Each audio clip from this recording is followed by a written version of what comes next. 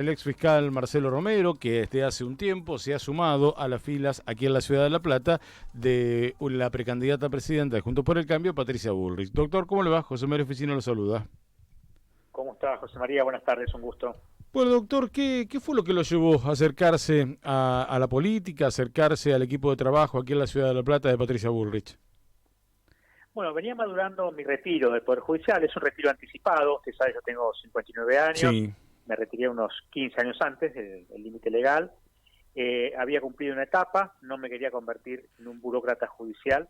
sí. Para ser fiscal hay que rendir al 100%, bueno, usted lo sabe, hemos hablado muchas veces sobre la función fiscal. Uh-huh. Me fui, obviamente, que con el máximo de los agradecimientos a mi segunda casa, ¿no? Que fue el Uh-huh. Poder Judicial, el Ministerio Público, donde pude desarrollar mi vocación. Para mí no era un trabajo, es justamente eso, canalizar una vocación que tuve siempre. Sí. Y siempre me despertó la idea de participar. Me interesaba mucho la función legislativa, ¿no? Uno veía cómo las leyes se discutían sin consultas a los operadores judiciales. Por ejemplo, me refiero a las leyes que usábamos nosotros, ¿no? Las Sí. leyes procedimentales, las leyes de fondo también, por supuesto. Y me preguntaba, qué raro que los legisladores o sus asesores nunca nos hayan consultado. No a mí, que yo era un polibrillo, pero sí a los funcionarios de alto rango del Poder Judicial, a los jueces de la Corte, a los Uh-huh. procuradores, a los jueces de casación. Y bueno, de una u otra forma fue creciendo esa semilla de inquietudes, ¿no? Estar cerca de lo que es el Poder Legislativo. Estuve cerca del armado de expert en Uh-huh. los últimos meses como fiscal, acá en La Plata, el grupo de jóvenes liberales. Y bueno, para mi sorpresa, porque realmente fue una sorpresa, dejé de ser fiscal oficialmente el 27 de marzo, cuando el señor gobernador firmó el decreto de cese, Uh-huh. y el día 29 me convocó Patricia Bullrich a Buenos Aires, a una de sus oficinas, me ofreció trabajar en el espacio, no me prometió absolutamente nada, simplemente si yo podía colaborar en el tema de justicia penal, de seguridad ciudadana, de sistemas penitenciarios y de inteligencia criminal. Le dije que era exclusivamente lo que yo podía aportar, otras cosas no conozco ni me atrevería, por supuesto. Sí. Y bueno, de esa manera se dio el ingreso. Obviamente que en un espacio con la difusión que tiene este tipo de espacio, como tantos otros, ¿no? Pero bueno, un espacio grande, tuvo inmediata difusión. Hubo un pequeño video de unos segundos que tuvo masiva difusión ese viernes. Y bueno, a partir de ahí fue un torbellino porque no hemos parado. Estamos trabajando en conjunto con el precandidato Juan Pablo Alan, Sí, candidato sí. a la Intendencia Platense, Uh-huh. y siempre en lo que le dije, ¿no? En los temas de seguridad, justicia penal, sistema penitenciario y también en lo que puede ser la inteligencia criminal ya a nivel nacional. Por supuesto que trabajando con Alan tratamos de llevar esas ideas, esas propuestas al plano municipal, ¿no? Que hay Uh-huh. mucho también por hacer. Y ahora, por ejemplo, a eso lo iba a llevar, ¿no? En el plano municipal, aquí en Sí. nuestra ciudad de La Plata, uno veía en alguna cartelería que hablaba de orden en seguridad, orden en las calles. ¿Cómo ve a primera vista, como ciudadano de la ciudad y ahora trabajando también con posibilidad de tomar decisiones, cómo ve la cuestión seguridad aquí en esta región capital de la provincia? Lamentablemente está bastante descontrolado, ¿no? Sobre todo lo que hace a las facultades del municipio, no de este, Uh-huh. sino de cualquier municipio. Sí. Lo que vendría a ser el hecho antisocial o la conducta predelictual, lo que se llama también faltas o contravenciones, eso está realmente descontrolado. Y yo creo que se puede hacer mucho, tanto a nivel legislativo como también a nivel operativo, ¿no? Lo que no significa siempre reprimir Sí. la conducta, pero sí ordenarla. O sea, si hay venta ambulante, porque es una necesidad social, económica de la época, bueno, por lo menos que el mantero no esté en la puerta del negocio, que cumple con todos los requisitos legales, con todos los impuestos, con los alquileres y demás, y tiene evidentemente, no hay que ser un experto en esto, una competencia desleal. No Sí. estoy hablando de detener al mantero, no estoy hablando de reprimirlo, sí estoy hablando de organizarlo de una forma completamente diferente, como se ha organizado en muchas partes del mundo, donde hay ferias francas, donde hay lugares que puedan exhibirse y venderse, por supuesto, las mercaderías con los debidos contralores, sobre todo cuando hay cuestiones de comestibles y demás, pero no enfrente al comercio que está con otras circunstancias, otra situación, otros gravámenes, compitiendo de una forma completamente desleal e Uh-huh. injusta. Por ejemplo. Sí, sí. Ahora, otros temas son el limpiavidrio, cuando se transforma en agresivo, o el trapito, qué hacer con la zona roja. no es un tema sencillo, porque No. sabemos que lo que menos hay es oferta sexual, ¿no? Lo que hay es una oferta del menudeo de estupefacientes, es un tema ya que linda, o mejor dicho, no que linda, hay que trabajarlo en conjunto con el Poder Judicial, a nivel Sí. provincial y con normas que también deben adecuarse. Y por ejemplo, a nivel prevención, o sea, no cuando actúa la justicia que ya la prevención fracasó, ¿no? Comienza la represión, la investigación y el juzgamiento, sino previo al Sí. accionar delictivo, las policías, tanto las policías provinciales, la Policía Federal y las Fuerzas Federales de Seguridad, se han quedado sin herramientas legales, reitero, de prevención. Usted recuerda, hace unos años existían los edictos de policía, los códigos de falta, la Sí. detención por AA, los álbumes de modus operandi. Bueno, todas estas normas han quedado fuera de uso, ya sea por su derogación por las legislaturas Sí. o por decisiones jurisdiccionales de inconstitucionalidad. La abogacía del Estado hizo muy poco, me refiero a abogados del Estado Nacional, Provincial y Municipal frente a estas decisiones. Sí. Recordemos que por el control difuso de constitucionalidad, cualquier juez de cualquier fuero de instancia puede declarar la inconstitucionalidad de una norma. Sobre todo, por lo general lo hacen los jueces de contencioso administrativo. No se recurrieron esas decisiones, obviamente que hay que obedecerlas, pero tampoco se recurrieron y no existió la posibilidad de que los tribunales superiores se expidiesen, lo mismo que el Procurador General, y hoy en día casi no hay herramientas. Fíjese que cuando se presentan planes de prevención se recurre a estrategias muy antiguas, yo diría centenarias, ¿no? Como el policía de la esquina, o la Sí. presencia Sí. Sí. policial, etcétera, que usted y yo sabemos muy bien, tampoco hay que ser experto, que la presencia policial no intimida al delincuente, le da cierta tranquilidad al vecino honesto, que uno ve el patrullero vagando sin rumbo fijo por los barrios y dice, bueno, estoy cuidado, pero el delincuente espera que el patrullero pase para cometer sus tropelías. Sí, lo Si mismo se que las intimidara, cámaras, lo mismo que las cámaras claro, que cuando comenzaron la instalación, uno, a ver, bienvenidas sean las cámaras, ¿no? Para todos los vecinos, pero ahora uno está acostumbrado y ve todos los días el delito filmado, pero no es que el delito haya descendido mucho. exactamente, que sirve como herramienta de investigación, totalmente de acuerdo, pero ya la investigación no es prevención. Por eso cuando hablamos de prevención, y si ustedes le preguntan permanentemente a los ministros de seguridad, a los secretarios de seguridad, y hablan de la presencia policial, la sola presencia policial que no intimida a nadie, o sea, porque si no el delincuente alcanzaría con poner un espantapájaro. Y esa estrategia del espantapájaro, lo reitero, es de 1920 aproximadamente, donde existía el viejo vigilante de la esquina, bajo el farol, con el silbato, pero bueno, estamos hablando no de otro mundo, de otro universo, ¿verdad? Que eso de hoy en día es imposible.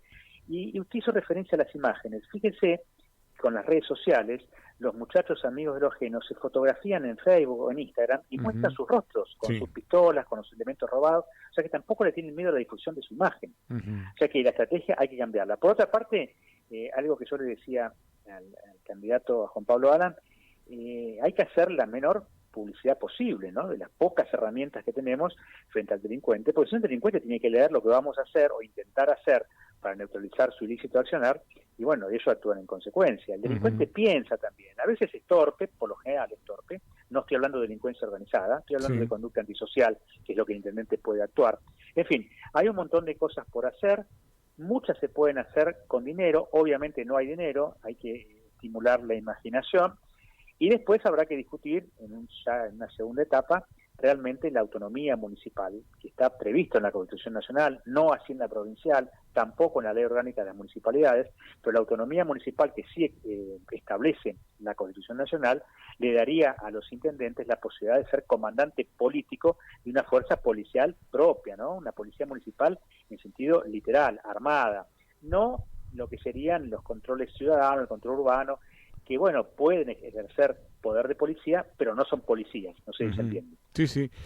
Y en este caso funciona en los lugares donde por ahí los municipios tienen más la posibilidad del manejo. Calculo que en la Argentina no, pero en otros países sí. Hay resultados que demuestran que es mejor, sobre todo tal vez por la manera que un intendente podría llegar a tener de su conocimiento de la propia ciudad para el tema de la seguridad. Sin ninguna duda, es lo que se llama la policía cercanía, lo que usted acaba de decir. El intendente, o el municipio, mejor dicho, es el primer contacto que tiene el vecino con el Estado, el tercer nivel del Estado, el Estado municipal. Pero existe otro plano legal que acá todavía no tenemos. Evidentemente tenemos que ir a eso porque está establecido en la Constitución Nacional, que es la autonomía municipal, y espero que finalmente se pueda debatir en la legislatura provincial y en consecuencia en todos los consejos deliberantes, ¿verdad? Ahora, yo le decía estimular la imaginación. Tenemos en todos los municipios de la provincia de Buenos Aires un funcionario que es el secretario municipal de seguridad. Sí. En este caso, en La Plata, el doctor Ganduglia. Sí. ¿Por qué no podemos modificar una norma provincial, que es la ley de seguridad pública, la ley de policía, para que el ministro de seguridad, sea quien sea, un sabelotodo como Bernie o una persona con mayor humildad, no tenga una vez por mes, bimestralmente, trimestralmente, cuando sea, una reunión obligatoria, un gabinete ampliado, con todos y cada uno de los secretarios de seguridad de la provincia? Imagínese usted o yo, ministro de seguridad, y vamos a estar informados por un funcionario con responsabilidad y a su vez con jerarquía de lo que está sucediendo en su distrito. Uno no puede saber lo que está sucediendo en este momento en Tapalqué, o lo que está sucediendo en Puan, o en Lanús, o en Berisso, o en Ensenada. Y bueno, esa posibilidad no, porque hay funcionarios y estructura suficiente como para que por lo menos nos pasen, o le pasen al ministro de Seguridad, la información sobre su realidad criminal. Eso se puede hacer, no es tan difícil, es simplemente modificar un artículo de la ley de seguridad.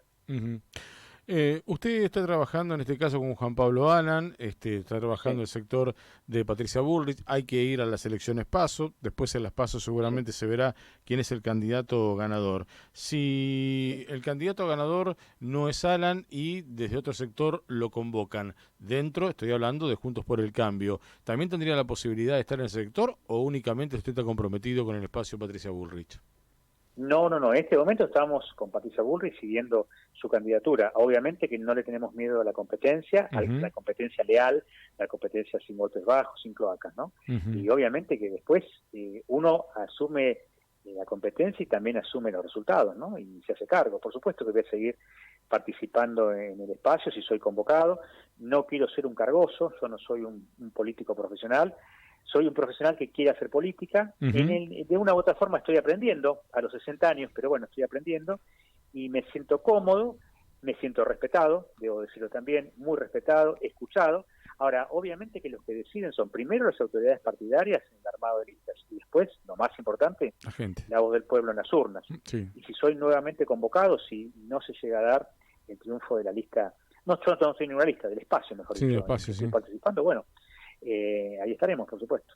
La última tiene que ver con la justicia, en este caso. Usted estuvo, ¿cuántos años en la justicia?